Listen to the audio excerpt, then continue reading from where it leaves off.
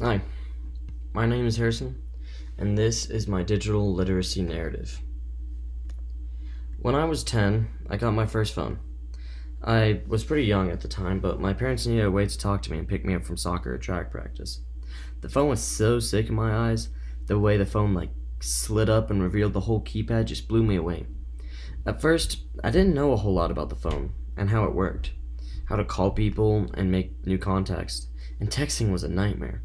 But in time, it got better, and I soon learned how to take pictures too.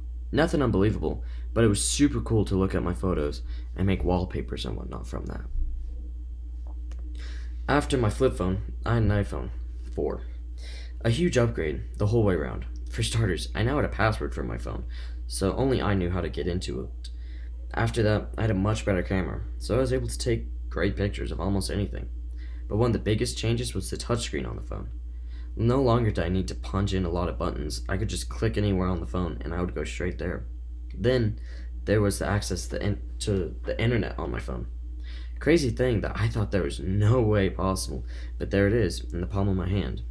There was all of a sudden so much stuff I could do, and it took me so long to figure out all the kinks to it, such as inverting the colors to soon downloading games so I could pass the time.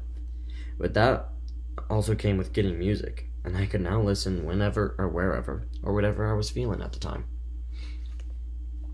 The next phone I had was an iPhone 6. The phone was a lot bigger than my old one and came with a bunch of new tricks. One of the biggest changes was the finger scanning home button.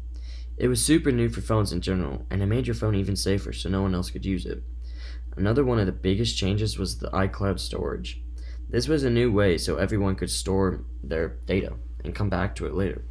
This meant that if I lost my phone at, say, an amusement park, and I got a new phone, all of my contacts, apps, pictures, passwords, and configurations would all be put back onto it, as if I never lost my old phone.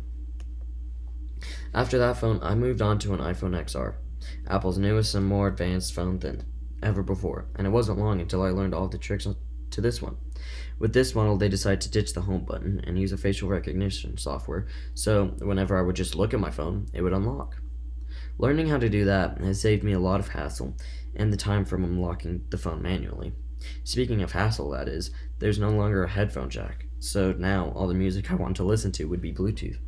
That made me have to learn a lot more new skills as well, and how to connect with my speaker so I could listen. With that, I learned how to airdrop people photos or documents within close proximity without even having to text them.